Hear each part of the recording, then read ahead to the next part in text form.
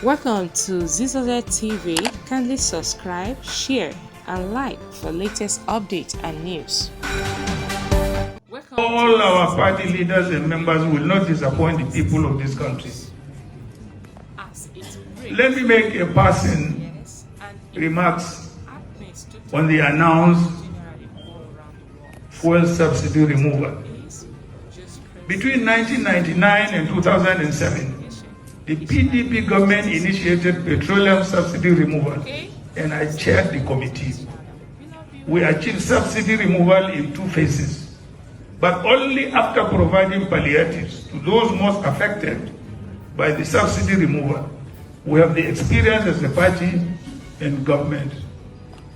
That is what we would have done, and not just announce subsidy removal without discussion with the affected sectors of the economy.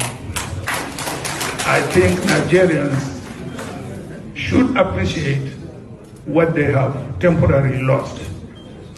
Thank you very much. I wish you successful deliberation.